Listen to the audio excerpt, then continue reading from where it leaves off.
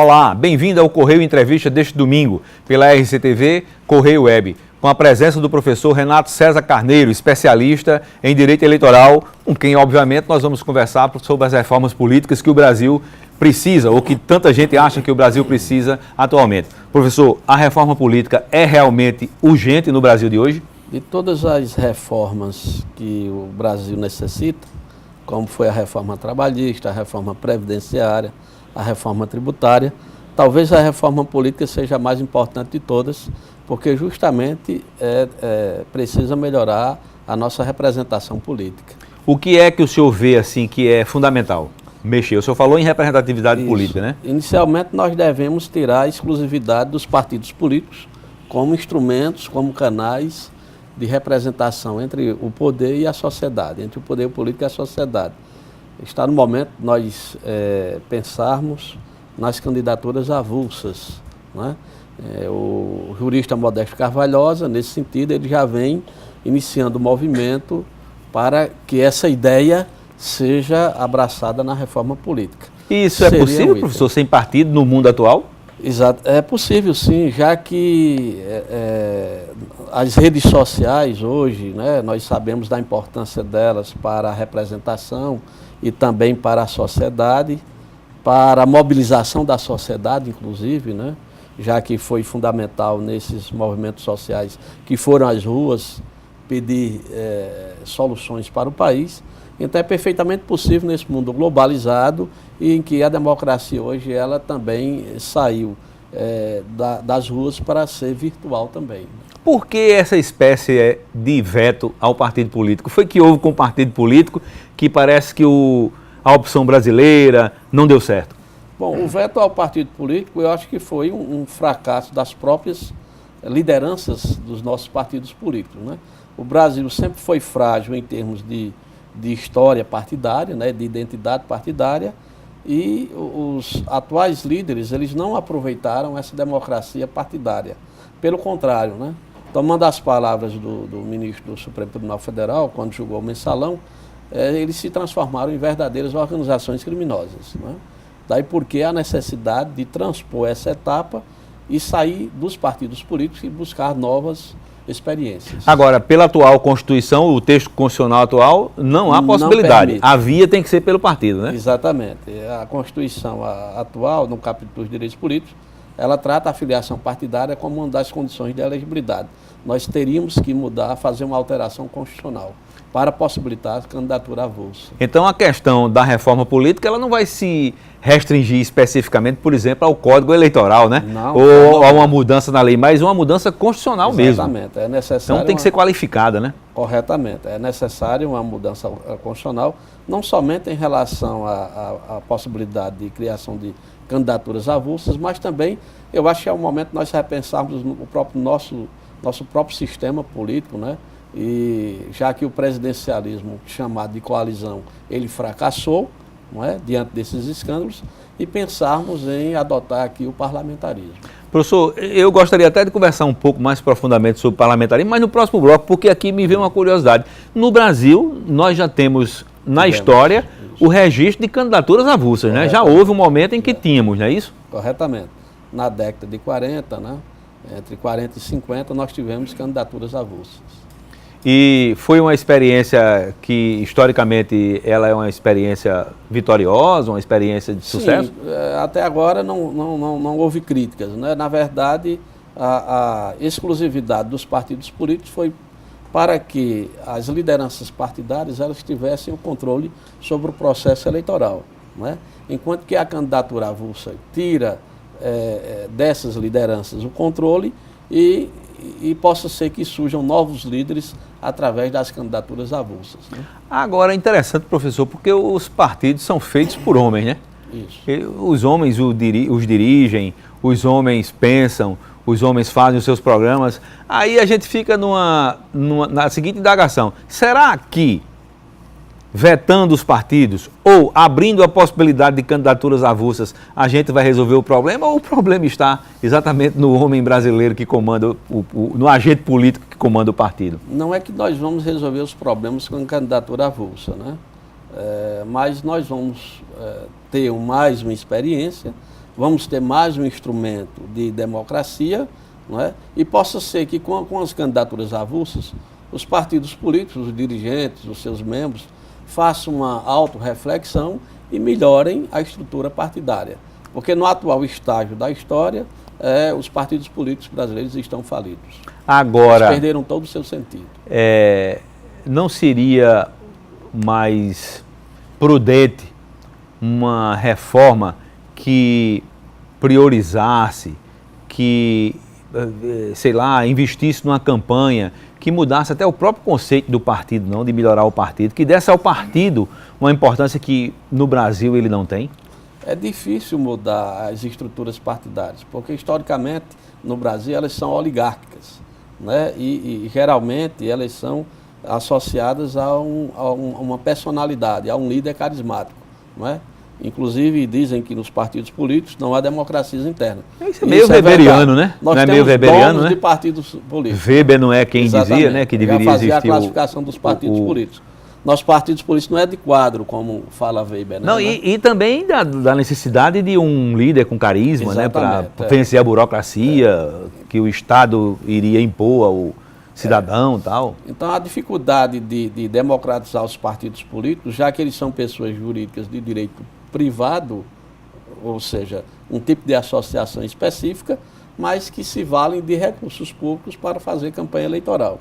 Há essa dificuldade, né, de você tratar uma entidade de direito privado, mas que ao mesmo tempo utiliza recursos públicos, que são o fundo partidário, para fazer campanhas eleitorais. Daí porque se passa também a crítica, a discussão sobre financiamento público de campanha. Não é? Professor, e com relação à questão do voto distrital, do voto em lista, essas propostas que estão tramitando no Congresso, aliás, já foram até, de certa forma, analisadas, mas ainda falta uma votação posterior ou um novo trâmite no Congresso. Como é que o senhor analisa essas possibilidades? Bom, nós já tivemos o voto distrital na época do Império, né? 3 experiências através de 3 legislações em diferentes épocas. E a experiência diz, e os estudiosos dizem que, segundo as experiências, o voto distrital ele tende a baratear os custos de campanha, já que você tem uma delineação territorial da área e diminuição da área onde a eleição ocorrerá entre aqueles que disputam os votos, né? Então, no sistema atual, por exemplo, não se concebe que nós temos 36 deputados estaduais e eles são eleitos por 225 municípios. E você não sabe identificar o eleitorado e não há uma identificação do eleitor em relação ao candidato. E no sistema distrital haverá essa identificação também, ou seja, o eleitor saberá e terá mais condições de cobrar do seu candidato, já que ele é o representante daquela área. Mas hoje os deputados não são mais votados em determinadas zonas do Estado, a gente não sabe que há um controle sobre isso. Fulano de tal tem mais votos no Brejo, Cicrano tem no Sertão, o Sertão mesmo é dividido entre vários deputados. Na verdade, o que nós temos, de fato, são alguns currais eleitorais, não é? Em que a maior parte do eleitorado, daquele eleitorado, existe uma identidade.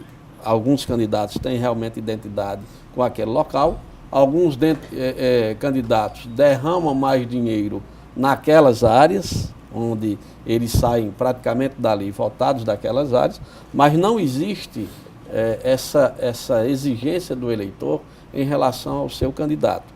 O que existe são currais eleitorais, ou redutos eleitorais, como se prefere chamar. Né? A história da relação mais íntima entre o eleitor e o eleito para cobrar pelos... Praticamente não existe. Não existe, justamente porque o sistema não é distrital, não é? E esse sistema distrital, professor, não exigiria também uma certa consciência mais presente, mais profunda do eleitor para poder cobrar? O eleitor brasileiro, às vezes eu acho o eleitor brasileiro, ele só se entusiasma durante o período da eleição, é como uma espécie de Copa do Mundo. Exatamente. Aí depois... o eleitor, afrouxa o controle. Comparando sempre, né, com a democracia americana, o eleitor aqui ele joga todas as suas expectativas no dia da eleição, né? E depois se esquece até em quem votou, né, na última eleição. Basicamente a maioria é assim. O americano não. Ele não a eleição para ele, o dia da eleição, Para ele não é tão importante. Tanto que lá eles adotam, alguns estados adotam até o voto pelos correios, né? O mais importante para eles é que eles fiscalizam os mandatários. Existe uma fiscalização permanente, né, dos mandatários durante o decorrer do mandato. Essa é a nossa diferença. O eleitor aqui, ele basicamente, ele vai para a urna obrigatório, a questão do voto obrigatório, às vezes vai com raiva, alguns vão até com a roupa de praia, né, porque depois de votar já vai direto para a praia. Exatamente. Acham que cumpriram um dever e espera dali que com o seu voto haja como se uma varinha de condão e houvesse um milagre de eleger alguém que resolvesse todos os seus problemas. E não fiscaliza e não cobra. Essa é a grande diferença do nosso eleitor. Agora, professor, o senhor acredita que essas mudanças que buscam um cenário pelo menos mais moderno de transparência, de cobrança, de fiscalização com o eleito, com o político que vai representar. Isso seria possível nesse estágio em que o Brasil se encontra de crise política, de crise econômica, muita gente desempregada? Quer dizer, esse cenário todo não atrapalha muito isso, não? Bom, eu acho que o momento difícil que o Brasil está passando, né, historicamente está passando, ele vai levar o eleitor a uma maior conscientização, não é? Inclusive um maior cuidado com a escolha, com o processo de escolha dos seus representantes. Eu creio que toda essa nossa fase ruim que estamos passando levará a essa maior conscientização do eleitor. Há uma depuração do processo, né? Exatamente, eu creio nisso, eu tenho que ser otimista nesse sentido para que na próxima eleição e de eleição em eleição nós possamos melhorar a nossa representação. Professor, aqui no Brasil a gente tem um sistema que elege majoritário, elege proporcional, Isso. elege majoritário com suplente, né? Exatamente. Como é o caso do Senado. E muita gente vê que esse sistema também está, desculpe, também está com problemas, porque o suplente é quem financia a campanha do titular, Geralmente né? Essa a leitura que se faz. Eu pergunto, o senhor acredita que também há necessidade de mudanças nessa forma de Sim, eleger? Há necessidade, sim. Bom, primeiro registrar que o eleitor tem uma dificuldade muito grande em distinguir entre o sistema majoritário e o sistema proporcional. Na cabeça do eleitor mediano, ele só entende o sistema majoritário, ou seja, quem teve mais voto ganhou. Aquele que tem mais voto. O sistema proporcional fica para poucos entendedores, não é? E aí entra a questão e os conceitos de quociente eleitoral e quociente partidário. Essa matemática é um pouco mais difícil para o eleitor entender. Por isso que há no Congresso Nacional emendas à Constituição ou projetos de lei no sentido de acabar com o sistema proporcional para facilitar a cabeça do eleitor, já que ele entende só como é que funciona o sistema majoritário, não é? Mas, do ponto de vista da teoria política, isso seria ruim, porque o sistema proporcional ele foi justamente inventado, criado, para dar acesso às minorias ao poder. Não é? Porque se você acaba com uma forma de equilibrar, de certa forma, uma forma né? de equilibrar, exatamente. Se você acaba com o sistema proporcional, fica só o majoritário e aí você tem a democracia que pode tender para uma tirania, já que as maiorias sufocariam as minorias. Então, o sistema proporcional, embora o que é necessário não é acabar com o sistema proporcional e fazer com que o eleitor tenha aulas de cidadania, né? Isso deveria começar desde a adolescência, já que o adolescente de 16 anos se torna eleitor, se torna um cidadão, para que ele conhecesse as regras do jogo que ele estava participando, que é a eleição. Né? É mais uma exigência de cidadania, de consciência cidadã, do que você extinguir o sistema proporcional. Professor, nós vamos fazer uma pausa na nossa conversa e voltamos depois do intervalo. Até já.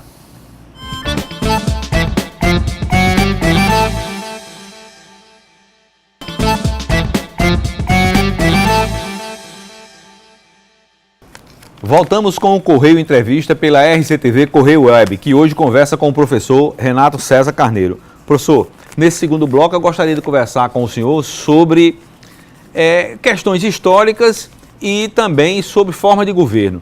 E uma coisa que eu gostaria de começar a nossa segunda parte da entrevista é sobre a participação da Paraíba, a contribuição histórica da Paraíba. Porque nós temos momentos que são, assim... decisivos na história brasileira, como foi 30. Nós tivemos aí o ex-presidente do Estado, né? Hoje governador do Estado, naquela época chamado de presidente, o presidente João Pessoa, que figurou na chapa como vice da chapa de Getúlio Vargas, né?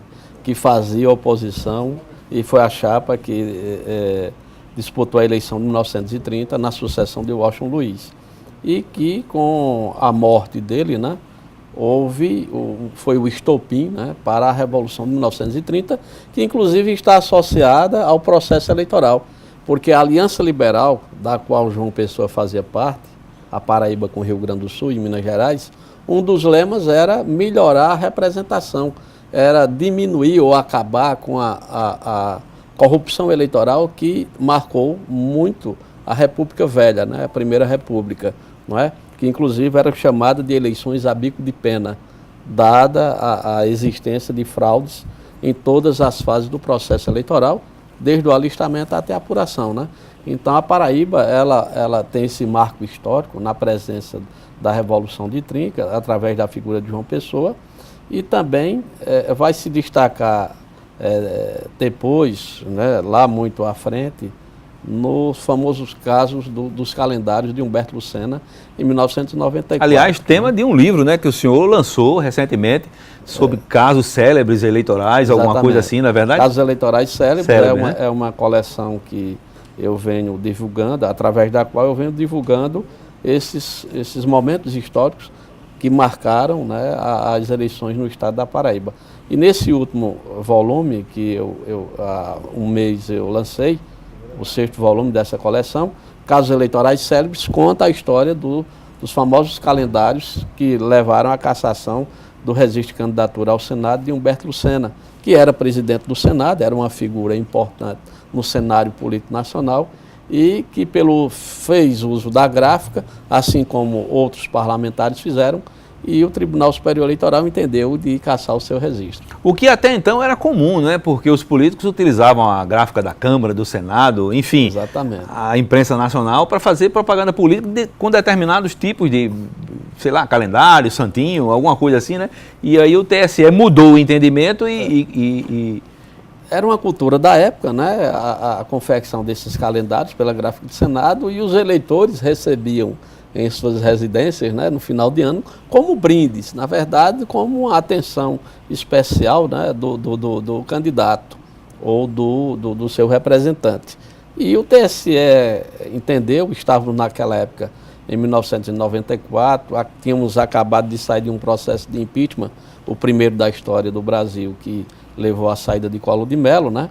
E entendeu que aquilo era uma espécie de abuso de poder político praticado pelo presidente do Senado. Professor, a gente falou em história, falou em João Pessoa e me remeteu a Epitácio Pessoa. Sim. Que interessante, foi eleito sem estar no Brasil, né? O grande Epitácio Pessoa estava na Convenção de Versalhes, representando o Brasil em Versalhes, na França, e soube que for eleito, né, presidente do Brasil, e precisava voltar justamente para tomar posse. Para tomar posse em 1919, numa das primeiras, vamos dizer assim, divergências entre a política de café com leite, Minas Gerais e São Paulo. Como não houve um consenso de quem seria o candidato, eles optaram por Epitácio Pessoa, que era paraibano. Então, você veja que o que aconteceu em 1930, né, que foi justamente, novamente, uma divergência entre a sucessão, se a vez era de Minas ou de São Paulo, já tinha acontecido em 1919 com Epitácio Pessoa, né? E o interessante é que Epitácio foi um modernista, né? Foi um vanguardista, investia no esporte, se preocupou com a educação, grandes obras contra a seca, né? É um período em que grandes ideias e grandes iniciativas... E, acima de tudo, foi um dos grandes juristas do mundo, né? É verdade. Já que foi ele o primeiro jurista a elaborar um projeto de código internacional, né? De direito internacional público, né? Então, As pessoas realmente, você encontra obras dele, as constituições aqui da Paraíba, estaduais, os projetos que elaborava era Epitácio, né? De forma que foi um dos maiores juristas, não somente do Nordeste, da Paraíba, mas também do Brasil, né? Em Professor, todos os tempos. ainda em relação aos casos célebres, a gente vê que entre eleição sai eleição e uma das preocupações da justiça sempre é com o abuso do poder político e econômico. Correto. E parece que há sempre digamos assim, uma nova forma de tentar burlar a legislação. Bom, o abuso de poder econômico e o abuso de poder das eleições, nós devemos ver como uma espécie de corrupção, de forma genérica, não é? Qualquer forma de corromper o poder, isso vai levar ao abuso, né? E a característica do abuso. Então, é da natureza humana, né? Já dizia um filósofo político francês chamado Montesquieu, em sua obra O Espírito das Leis, que todo homem tende a abusar do poder, não é? E esse abuso de poder ele se tornou, na minha visão, de forma mais intensiva a partir da aprovação da reeleição, do Instituto da Reeleição no Brasil. Por isso, isso resultou nesses escândalos que nós estamos vendo atualmente. Mas, de certa forma, professor, essa história de redutos eleitorais, de currais eleitorais, de coronelismo político, isso não remete a essa história de que há um poder que domina o voto? Bom, todo poder tende a se tornar, ou quer se controlar o processo, né? Todo governante ele quer ter o controle do processo. É tanto que quem está na oposição hoje, chega no poder amanhã, Exatamente. Acaba usando os mesmos métodos, os né? mesmos expedientes. Então, se o governante, todo governante, quer ter o controle de todos e, sobretudo, do processo eleitoral não seria diferente, já que é através do processo eleitoral que você tem a alternância de poder. E principalmente quando se está diante de uma reeleição em que está em jogo a sua própria permanência no poder, né? Então é natural que todo governo, todos os governos são iguais, e eles tentam ter o controle sobre o processo, né?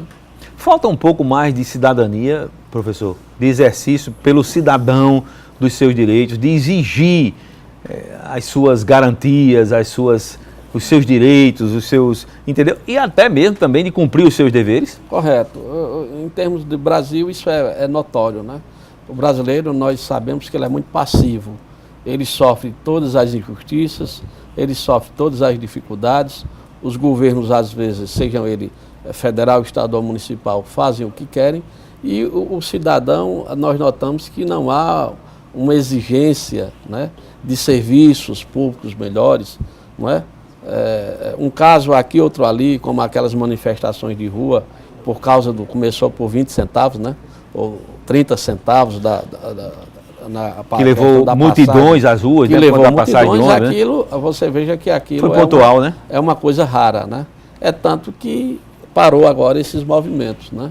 Nós temos agora um presidente da República denunciado, em que a Câmara o plenário da Câmara está para decidir sobre o recebimento da denúncia, e veja que a população deveria estar mobilizada, já que o mandatário maior da nação responde a um processo por corrupção no poder, né? Aliás, essa questão do presidente nos remete à decisão da Justiça Eleitoral também, né, que, sei lá, preferiu não investigar, preferiu não punir, deixou uma situação que totalmente esdrúxula, sem sentido. As duas coisas andam juntas. Enquanto que a passividade do cidadão gera justamente nas instituições uma certa leniência no cumprimento da lei, como aconteceu com o Tribunal Superior Eleitoral, quando decidiu não decidir caçar a chapa da presidente e do vice-presidente da República, já que as provas eram evidentes. Investigou, né? Foi até... Não é?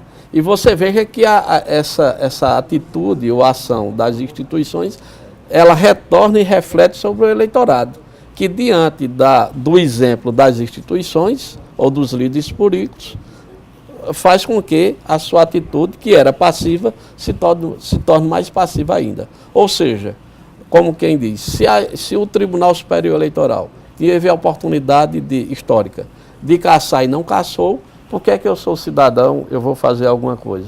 Por que é que eu vou para as ruas exigir a saída ou exigir que a Câmara dos Deputados receba a denúncia, né? Mas aí isso nos remete, professor, a essa situação que no Brasil acaba com sempre uma frase, um aforismo, né, que diz que em eleição o feio é perder. Exatamente. Né?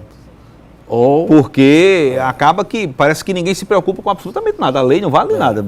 Cumprir a lei ou não cumprir a lei, o importante é ganhar. Essa frase é atribuída ao tempo dos coronéis, né? Exatamente. E ela foi renovada, né? Tem a sua nova versão, dita na eleição de 2014, inclusive aqui na Paraíba, em que disse que numa eleição a gente faz o diabo. Né? A presidente Dilma Rousseff que disse, candidata. Né? Uhum. E isso constou na petição inicial da ação que pedia a cassação do seu registro.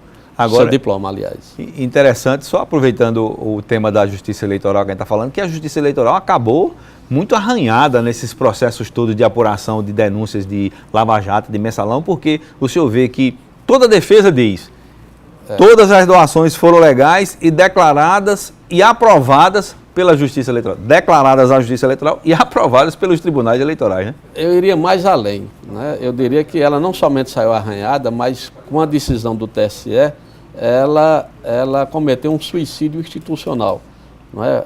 A partir do momento em que não tomou a decisão que deveria tomar. Na verdade, ela perdeu um pouco da sua legitimidade, porque se você tem uma justiça federal, paga com recursos federais, não é? Isso tem custos, e no momento dela exercer o seu papel, ela se omitiu. E o que é que pensa o cidadão? Não é? Por que é que eu estou sustentando uma estrutura dessa tão cara, não é? Para que ela não cumpriu o seu papel? Então eu creio que ela perdeu muito a sua legitimidade e o seu discurso. Agora, para os críticos então, né? Porque tem crítico que é contra a justiça trabalhista, tem crítico que é contra a justiça eleitoral, né? Você veja que a justiça trabalhista é uma das mais caras do mundo, né? Aliás, é uma das poucas países que, ou talvez, nós somos um país que temos uma justiça do trabalho. E, segundo os dados, ela arrecada 9 bilhões e gasta 17. Você vê que tem um déficit. A justiça eleitoral, talvez o Brasil ou outro país tenha, Costa Rica, não sei, também. Só existe justiça eleitoral no Brasil. A maior democracia do mundo não tem justiça eleitoral, que é os Estados Unidos. Outra despesa, não é? E não cumpre o seu papel. E ainda nós temos a justiça militar, que também só existe no mundo, no Brasil. Você veja, 3 justiças especializadas, né? Caríssimas, né? Caríssimas, e que estão sendo questionadas. Recentemente é a justiça eleitoral, né? Professor, a propósito, os sistemas eleitorais disponíveis hoje que são utilizados por outros países, dá para comparar com o brasileiro ou as diferenças culturais e as diferenças jurídicas são muito grandes e a gente não poderia se inspirar nos exemplos de fora, a não ser no exemplo americano, que é a nossa principal referência? 2 modelos são referências para o sistema eleitoral brasileiro. O americano, porque você tem o Instituto da Reeleição, inclusive, que foi buscar um direito americano, já que eles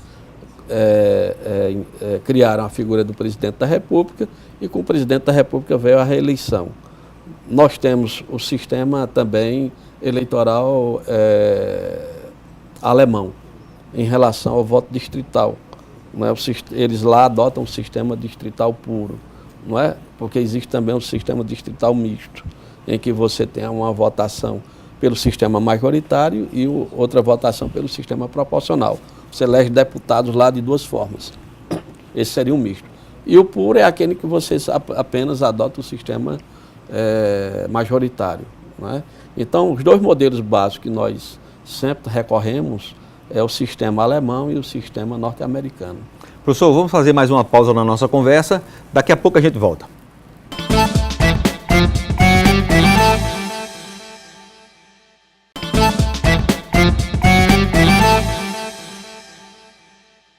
De volta no Correio Entrevista pela RST TV Correio Web.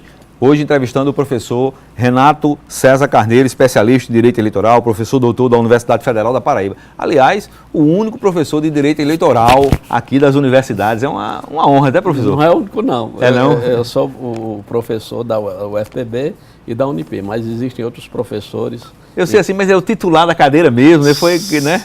Sim, pelo menos o que pesquisa, que mais escreve livros da área, basicamente sim. Mas, professor, na nossa conversa, logo no primeiro bloco, o senhor tocou, assim, muito de leve no sistema de governo, e eu pergunto, o parlamentarismo seria uma solução?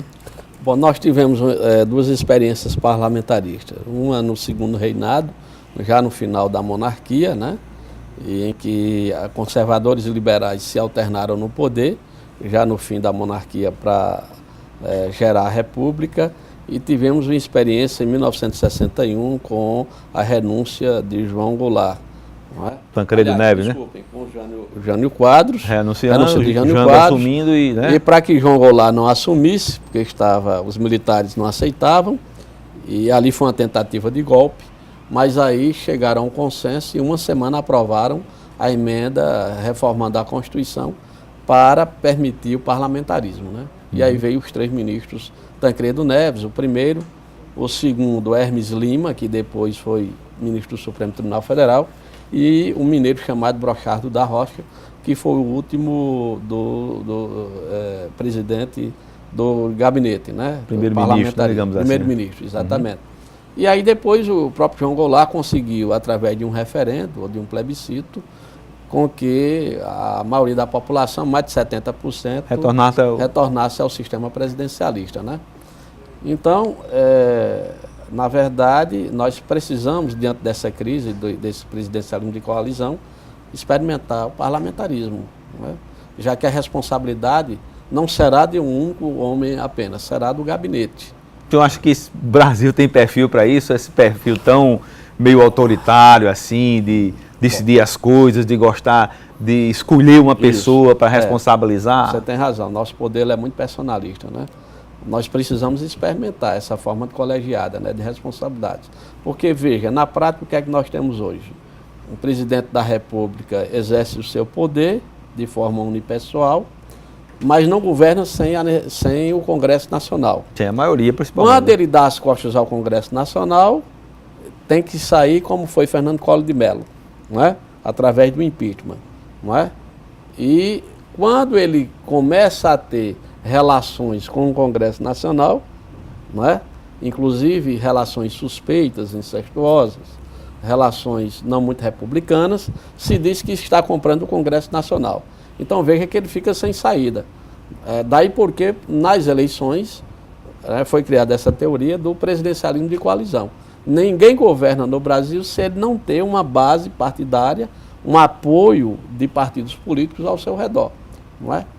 Então nós precisamos, e como isso fracassou, já que esses partidos eles precisaram ser comprados, né, através do loteamento dos órgãos públicos, Petrobras, que o diga, né, que foi loteado entre PP, Partido Popular, PMDB e o PT, né, para apoiar a presidente da República, e o resultado que deu foi o mensalão e o escândalo da Lava Jato. Agora isso, professor, não se deve à grande proliferação de partidos que temos, não?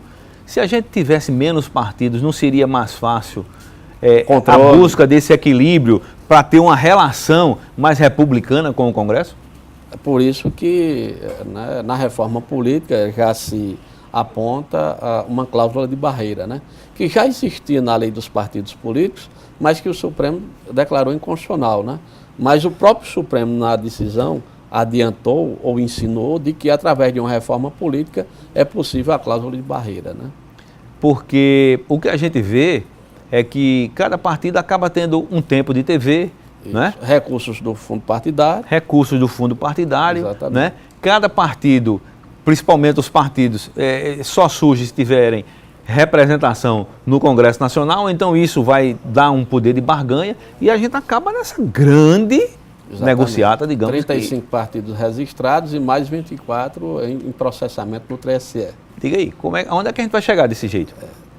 Todos atrás de fundo partidário, quase todos em fundo partidário e tempo de TV. E aí acaba na negociação para loteamento de cargos. E a corrupção fica mais próxima, né? Agora, o parlamentarismo acabaria com isso, dando poder ao Congresso, poder de executivo? Bom, É preciso dizer que a corrupção ela não se acaba em lugar nenhum. Ela está sempre presente onde o homem está presente, né? Onde o homem estiver, estará presente a corrupção. Mas a diferença do presidencialismo, desse presidencialismo que praticamos para o parlamentarismo, é que a responsabilidade deixará de ser do presidente e será do gabinete, né? E aí o gabinete ele cai, né, quando perde a confiança, tem a moção de desconfiança, né? Porque o principal que faz com que o parlamentarismo, o sistema parlamentarista subsista, o gabinete, é justamente enquanto ele tem a confiança da sociedade. E outra coisa, nós não passaríamos o trauma que estamos passando no presidencialismo. Você veja o quanto foi sofrível para a presidente da República, Dilma Rousseff, sair. Fernando Collor de Mello também. E agora Michel Temer. Não é? Por quê? Porque enquanto não houver ficar caracterizado o crime de responsabilidade, não se afasta o presidente da República. Mas no parlamentarismo fica mais fácil. Com a simples moção de desconfiança, o gabinete é dissolvido e você tem a convocação de novas eleições. Então é menos traumático. Não é? Quer dizer, e a solução vem sempre mediante uma consulta ao povo, né? Exatamente. O povo, não, eleição, popular. O povo se Exatamente. manifesta. Outra coisa, professor, o que é que o senhor pensa da utilização das novas tecnologias para que se possibilitasse consultas mais rápidas e instantâneas à população diante de uma crise? Isso já é uma realidade, né? Você veja que nós temos hoje no Congresso Nacional projetos de leis, inclusive de iniciativa popular, podem ser subscritos através da internet, né? Você tem enquetes, né, para saber como é que o governo anda em termos de popularidade. Você tem a lei de acesso à informação, em que os órgãos públicos sabem quais são as prioridades do cidadão, não é?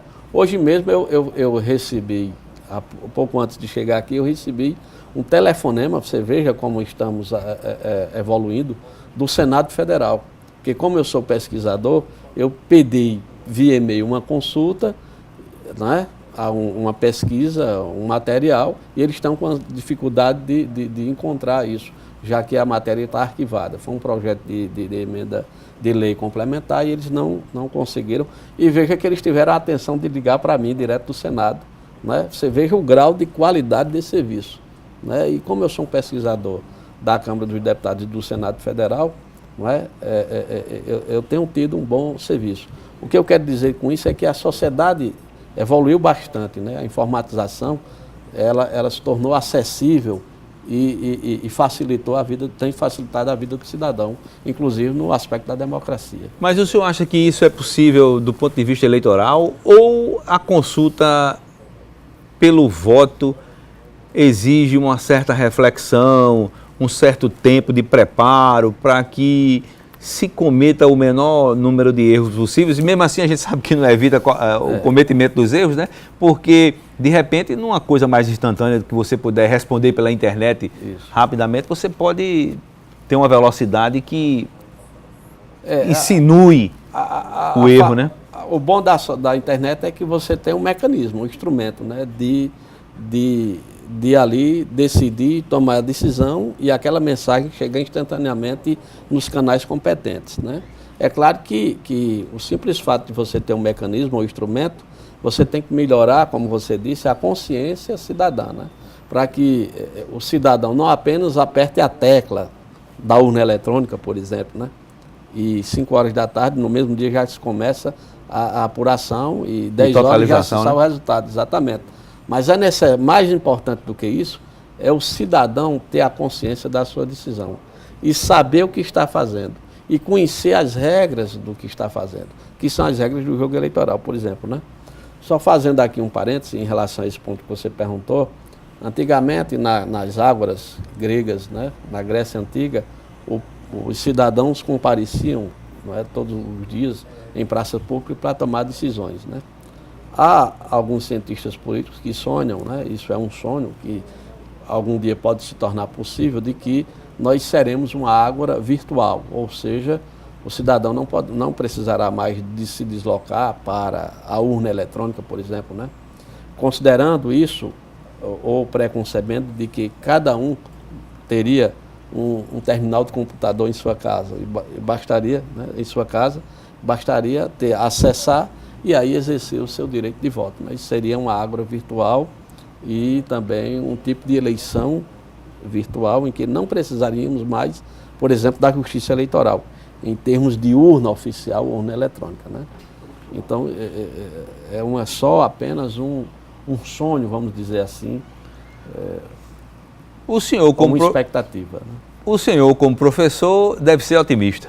Sim, tenho que ser, para passar esse otimismo aos meus alunos. Né? O senhor acredita que a gente caminhará para uma, digamos, uma nova era, uma era de informação e de educação que pode levar o Brasil a um estágio de cidadania mais avançado? Eu acredito, porque estamos melhorando, né? Veja que isso já é presente. Quem iria pensar na minha adolescência, né? Ou até mesmo há 25 anos atrás, enquanto estudante de Direito, jamais pensaria, primeiro, que um presidente da República sofresse um impeachment. Isso aconteceu pela primeira vez na América Latina e foi no Brasil.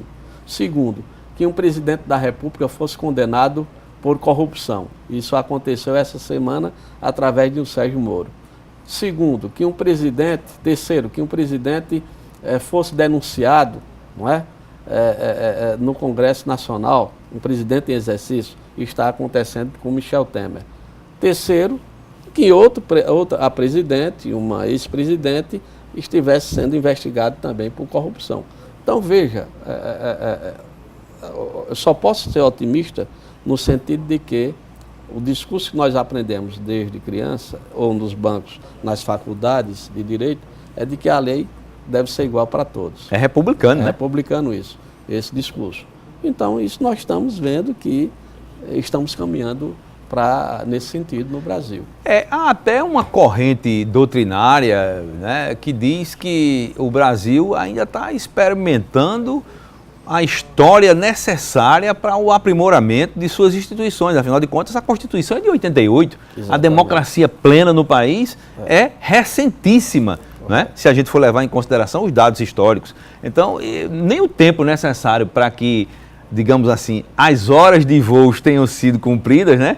Para você se tornar um democrata, nós temos ainda, né? Muito rápido. É preciso lembrar que nós saímos de 21 anos de regime militar, em que os direitos foram sufocados, em que o direito de expressão foi sufocado também, vários tipos de direito, inclusive o direito de manifestar o seu pensamento, e que, como bem registrou você, para o ano é que nós vamos fazer 30 anos de Constituição Cidadã, né? Então nós estamos indo bem, caminhando bem, eu vejo dessa forma. E a representatividade que a gente vê aí, que parece que o problema não é só no Brasil, não. Porque a gente vê que na Europa, né, na Espanha, na França... No próprio Estados Unidos, né? O presidente Trump agora, eleito, né, foi eleito e até agora parece que é eleito, mas não confirmado, é uma confusão. Mostra um desequilíbrio para governar a maior, né, nação do mundo, né? Ou a mais importante, né? A mais rica, né? A mais rica economicamente, democraticamente, né? Então, veja que desvios acontecem até nos Estados Unidos, né? Inclusive no próprio processo eleitoral, né? Já que o senhor está sendo acusado, né, de haver corrompido a eleição com a ajuda da Rússia, né? Agora, professor, e a expectativa do pesquisador, do doutrinador, de quem vai para a sala de aula, tentar transmitir um conhecimento para os alunos e formar a nova geração? A expectativa é sempre passar ao aluno o otimismo de que estamos melhorando as nossas instituições, embora tenhamos de vez em quando alguns reveses, né? Essa decisão do Tribunal Superior Eleitoral, para mim, como cidadão, ela foi bastante sentida, né? Realmente ela gerou expectativa, não é? Porque o ministro, inclusive, Gilmar Ferreira Mendes, quando evitou que a ação fosse arquivada lá atrás, no passado, né? Já que a relatora mandou arquivar monocraticamente e houve recurso disso, gerou expectativa na sociedade de que teríamos ali um desfecho em que a instituição exercesse o seu papel e caçasse a chapa, né? Mas foi uma falsa professor, expectativa, né? Há até quem tenha colocado tintas vermelhas nessa história, dizendo que se Dilma não tivesse caído, se a posição de Gilmar Mendes seria a mesma, né? Ah, com certeza. Exatamente. Foi isso que deixou para o público, né? De que, como houve a mudança de governo, então deu-se outro desfecho no Tribunal Superior Eleitoral. Agora é interessante também, professor, nesse processo eleitoral brasileiro, só uma curiosidade que me veio agora, que às vezes o país é tão grande, a complexidade é tão magnânima, digamos assim, que a gente vê, às vezes, no âmbito local, o governante tem uma posição e os, por exemplo, representantes, os deputados e os senadores têm uma relação com o eleitor diferente do que eles defendem nacionalmente.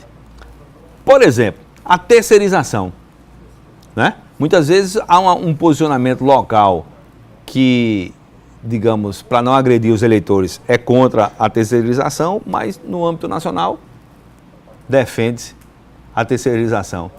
Quer dizer, o Brasil, como dizia Tom Jobim, que além que é o nosso maior maestro de música popular, já dizia, não é um país para principiantes. Exatamente. E esse fenômeno que você está registrando, né, ele é antigo, né? Isso a gente acompanha há tempo, né? Em que há dois discursos. Um discurso para o eleitorado, em que você está mais próximo a ele, mas quando chega diante do centro de poder, que é Brasília, você tem outro discurso, né? Isso é muito característico dos representantes da Paraíba, principalmente, né? Nós que acompanhamos, nós sabemos que aqui há dois discursos, né? Infelizmente, o que leva a uma contradição. Pena que os eleitores, são poucos eleitores, como você, né? E como eu, na modéstia à parte, que têm a preocupação de acompanhar essa contradição, né?